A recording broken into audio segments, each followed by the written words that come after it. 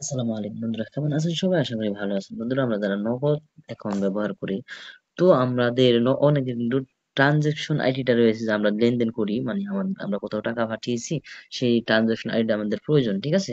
তো আমরা তাদেরকে দিতে হবে, বা যেকোনো বেটিং সাইটের আমরা টাকা পাঠিয়ে কিন্তু তাদেরকে ট্রানজাকশন আইডি দিতে হয়। এভাবে অনেক কাজেই লাগে ট্রানজাকশন আইডিটা। তো যারা এটা বের করতে পারি না, তাদের জন্য ভিডিওটা আমি দুটি পদ্ধতিতে দেখিয়ে দিব, ডায়াল পের মাধ্যমে দেখিয়ে দিবে, অ্যাপস এর মাধ্যমে দেখিয়ে দিবে, ঠিক আছে? কিভাবে নগদের ট্রানজাকশন আইডিটা বের করতে পারেন, লেনদেন হিস্ট্রি গুলো দেখতে হয়, ঠিক আছে? তো ট্রানজাকশন আইডিটা পাওয়ার জন্য আমরা প্রথমে চলে যাব এখানে, নগদ অ্যাপসটি ওপেন করে নিব, ঠিক আছে? আমি নগদ অ্যাপসটি ওপেন করে নিলাম। আমি অ্যাপসটি ওপেন করে নিলাম, দেখতে পাচ্ছেন এটা ইন্টারফেস অ্যাপস এর। তো অ্যাপসে আসার পরে আমি কিন্তু রায়াল পের মাধ্যমে দেখিয়ে দিব, পরে ধৈর্য সহকারে ছোট্ট একটি ভিডিও হবে, দেখবেন।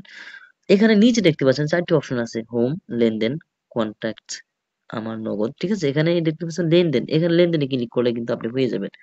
তো লেনদেন আমার এখানে এই যে দেখতে পাচ্ছেন সব দেখাবে, এই যে ইন আউট।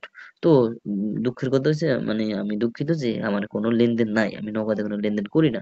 তো এখানে কিন্তু লেনদেনের যে সকল অপশন গুলো আপনি পেয়ে যাবেন, সকল ট্রানজাকশন আইডি গুলো এখানে পেয়ে যাবেন, ঠিক আছে? তো ইন আউট সব আপনি এখানে পাবেন, ঠিক আছে? আপনি যদি কেউ যদি আপনাকে পাঠিয়ে থাকে, বা আপনি কাউকে পাঠিয়ে থাকলে এখানে পাবেন, ঠিক আছে? এবং কি সকল ট্রানজাকশন আইডি গুলা, লেনদেন হিস্ট্রি গুলো এখানে দেখতে পাবেন, ঠিক আছে? তো এটা গেছে প্রথম পদ্ধতি, এবং আমরা দ্বিতীয় পদ্ধতি ডায়াল পেটের মাধ্যমে চলে যাব। আমি ডায়াল পেটে চলে যাব। তো এখানে আমি ডায়াল পেটে চলে গেলাম। ডায়াল পেটে গিয়ে এখানে আমরা ডায়াল করবো *167, যেহেতু নগদের এটাই কোড নাম্বার, ঠিক আছে?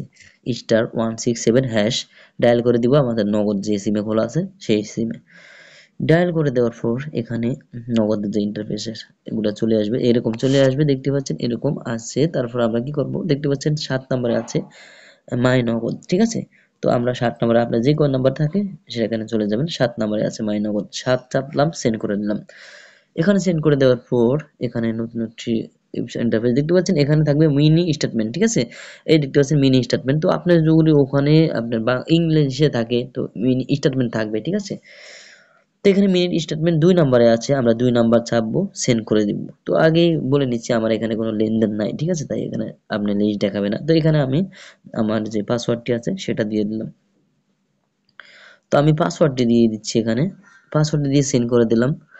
পাসওয়ার্ড দিয়ে সেন্ড করে দেওয়ার পর এখানে দেখতে পাচ্ছেন এই যে স্টেটমেন্ট লিস্ট। তো আমার এখানে তো কোনো লিস্ট নেই, এখানে লিস্ট দেখাচ্ছে না, খালি জিরোতে মেইন মেনু দেখাচ্ছে। আপনার 1 2 3 4 বা যতটা স্টেটমেন্ট থাকে, হ্যাঁ, এক মাসের ভিতরে, তাহলে সেটা কিন্তু এখানে চলে আসবে, ঠিক আছে? সিরিয়াল বাই সিরিয়ালে চলে আসবে।